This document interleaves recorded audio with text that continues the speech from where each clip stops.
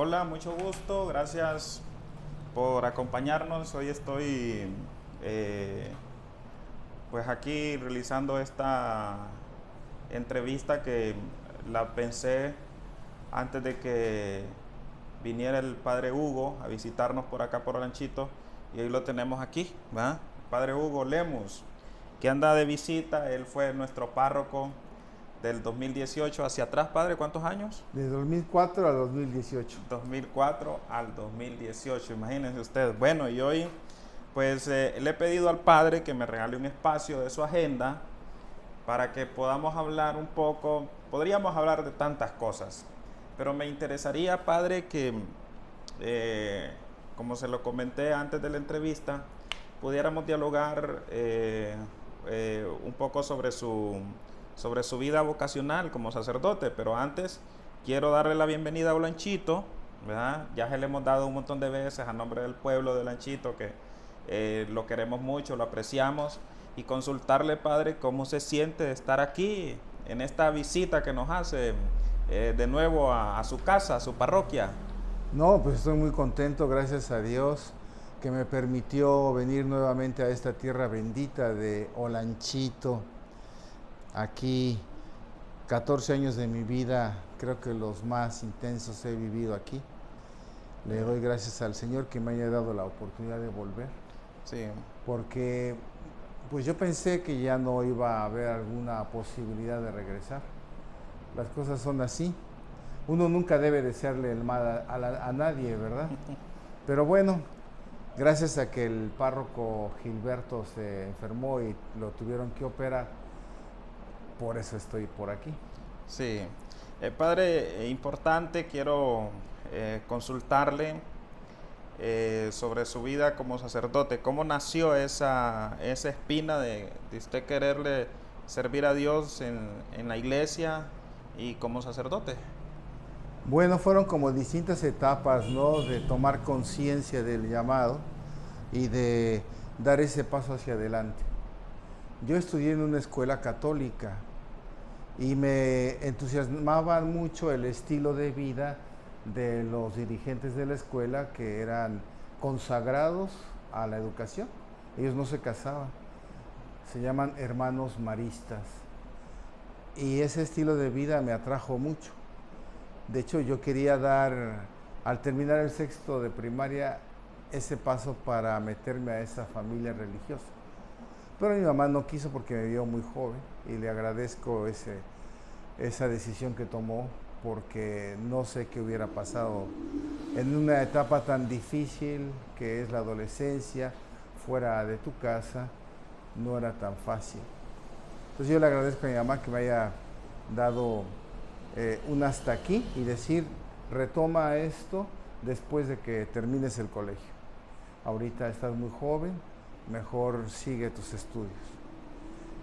Pero como que ya dentro de lo que fue el estudio de la secundaria, pues ahí como que hubo un momento de alejamiento de la fe, como un enfriamiento de la práctica religiosa, en parte por la influencia de los maestros, que algunos de ellos eran ateos y que sí me pusieron en serias dudas, ¿no?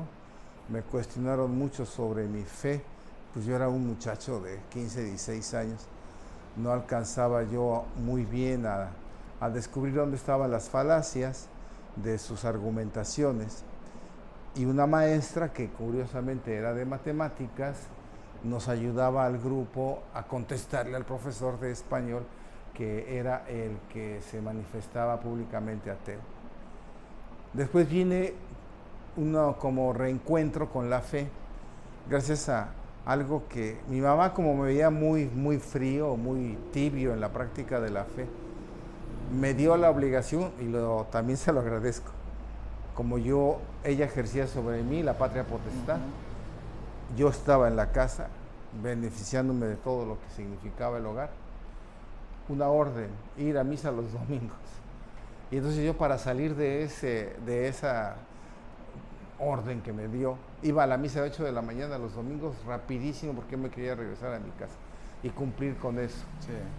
Pero ese fue, curiosamente, uno nunca sabe por dónde Dios va actuando, fue el instrumento para poder participar en el grupo juvenil de la parroquia. Entonces ya siempre hay muchachas atractivas, simpáticas, jóvenes que también como con uno quieren pues realizar amistad. Y entonces ya participando en el grupo juvenil es cuando viene de nuevo una pregunta que me hacía yo constantemente: ¿quién atenderá a los jóvenes? Porque el párroco no podía, era uno solo.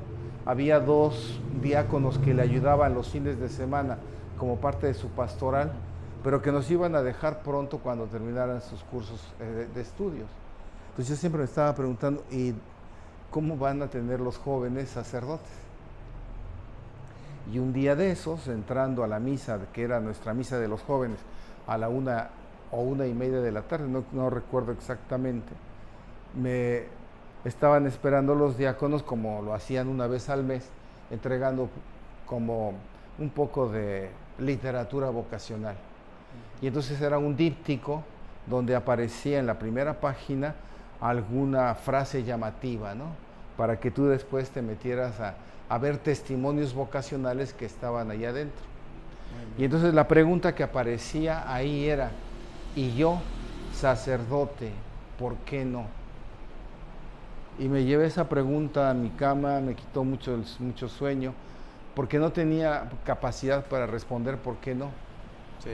Tenía mucha capacidad para responder por qué sí, pero no por qué no. Sí, tenía novia, tenía mis inquietudes profesionales de estudiar ingeniería. Sus proyectos comunes como así persona. es. Sí. Pero no podía contestar eso. Y después, tomando un retiro de fin de semana vocacional, ahí fue donde ya decidí dar ese paso hacia adelante y hacerme sacerdote.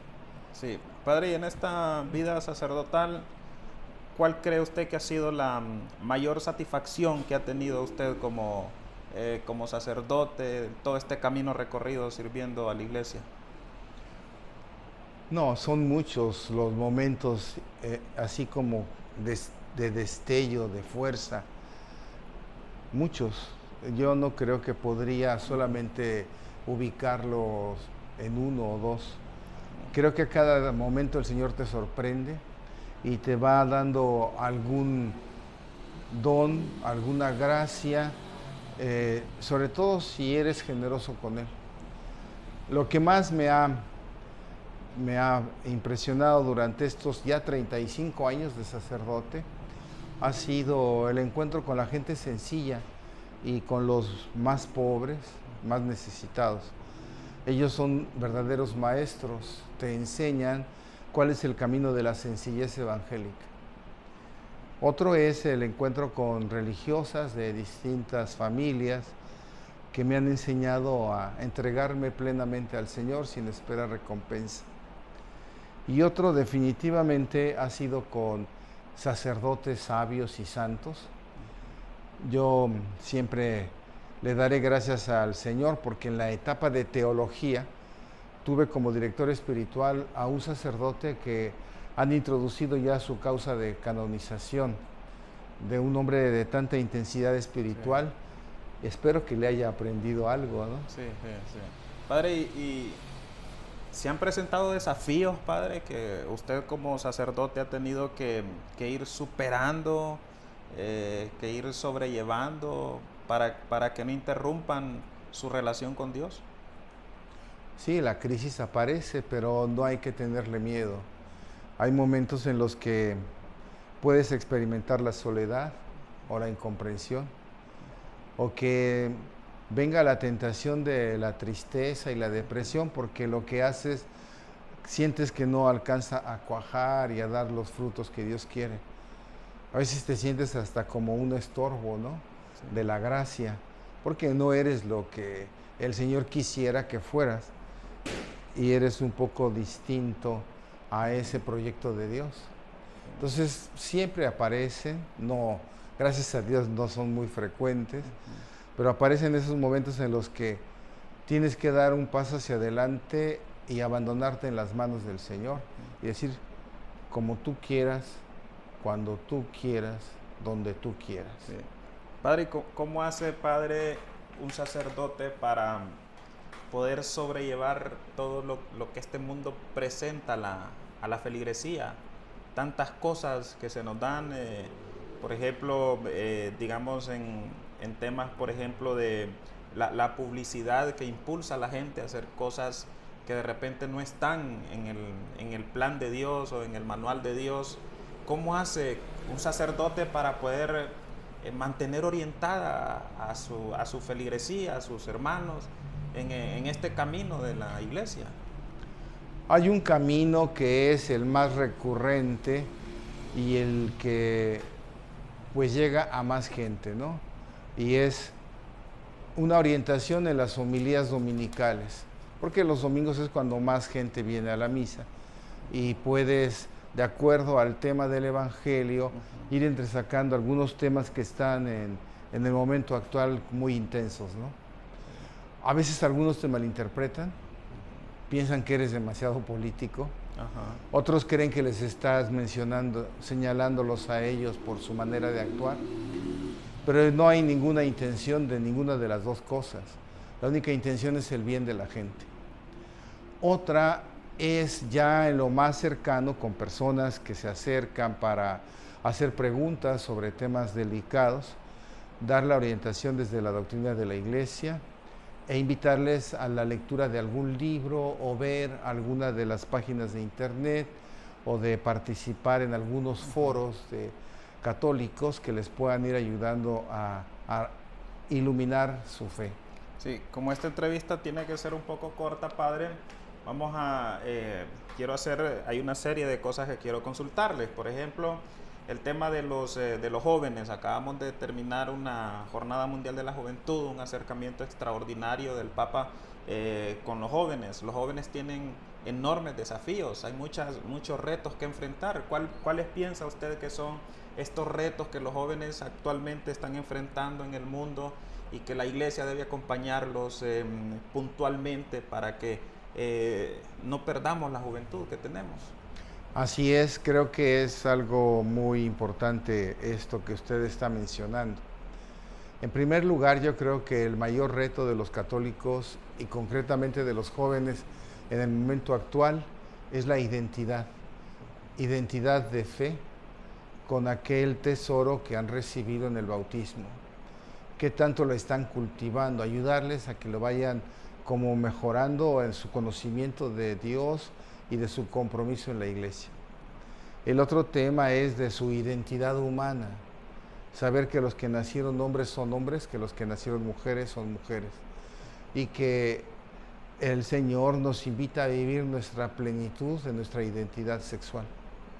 Otro es el del compromiso con los demás, porque hay una tendencia a nivel mundial de que los jóvenes se encierren en sí mismos, pues gracias a los avances tecnológicos y el uso de las redes sociales. Y entonces podemos llegar a una casa, estar completamente en silencio, nos quedamos impresionados, pero porque todos están con sus redes sociales y no están poniendo atención a lo que está a su alrededor. Creo que esos son de los desafíos que están ahorita clamando. Y precisamente en este salir de sí mismos al encuentro de los demás, descubrir en esos rostros hirientes, dolorosos de mucha gente que sufre, pues la presencia de Jesús y salir a su encuentro para ayudarle. Yo creo que ahí vienen los grandes desafíos para los jóvenes católicos. Sí, el Papa nos reafirmó en la Jornada Mundial de la Juventud que la Iglesia es una iglesia donde cabemos todos, sin ningún tipo de distinción. ¿Qué valoraciones hace usted de estas palabras del Papa, no solo a la juventud, sino a la humanidad entera? Que esta es la casa de todos, es la casa común, que no estamos aquí para juzgar a nadie, ni para rechazar a nadie, que Jesús buscó a todos, especialmente a los pecadores, de tal manera que no debemos escandalizarnos del actuar, del pensar, del hablar de personas que no están plenamente identificadas con la fe, pero que buscan con sincero corazón el rostro de Dios. Ahí está la clave. Yo creo que la inclusión a todos, la apertura a todos, es a todos los hombres y mujeres de buena voluntad, ¿no? Sí. Que están buscando con sinceridad ese rostro de Dios. Y esto pues exige muchas cosas. El Papa afirma esto porque a él le toca una misión histórica clave, que es dar cumplimiento a cabalidad al Concilio Vaticano II.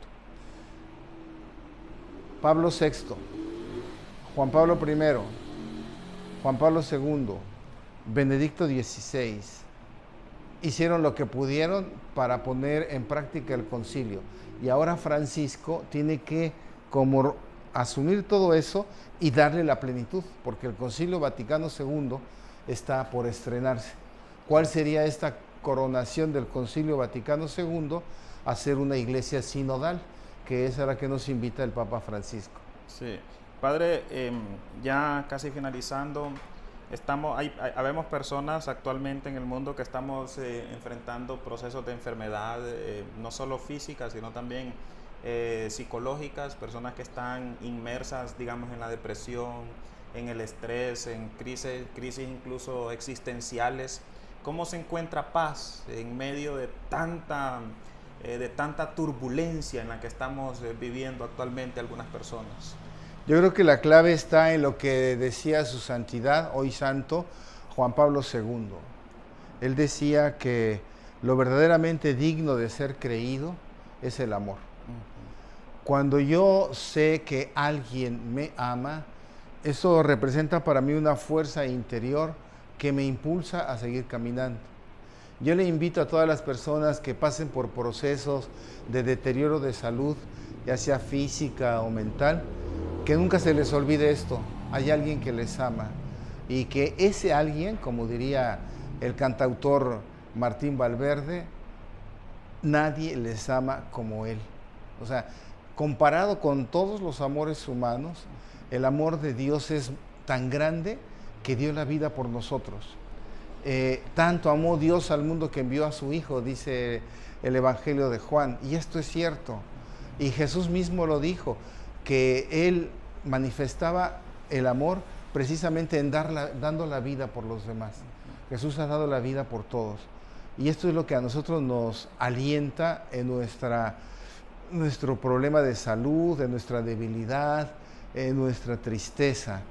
Es el Señor el que en medio de la oscuridad está diciéndonos, sin que lo veamos, porque no alcanzamos muchas veces a verlo por lo que estamos experimentando, que Él está ahí junto a nosotros amándonos. Sí. Y esto es lo que realmente nos puede ayudar. Padre, antes de que nos dé la bendición final, quiero comentarle que en mi vida, y especialmente estos últimos años, en el proceso de salud que pues me ha tocado enfrentar, me ha aferrado mucho al Santo Rosario, a mi fe en la intercesión de la Santísima Virgen María.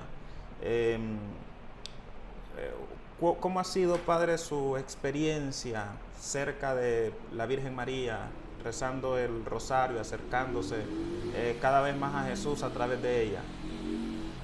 María es inseparable de Jesús, porque es su madre, y ella nos dice a nosotros cada momento lo que le dijo a los colaboradores del mayordomo en las bodas de Caná: hagan lo que Él les dice.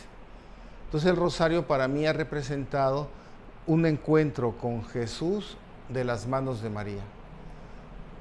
Yo le dije a usted que había estudiado en la primaria con unos hermanos que se consagraron a dar clases, sí, los maristas. Ellos tenían un lema que nunca se me va a olvidar: todo a Jesús por María y todo a María para Jesús.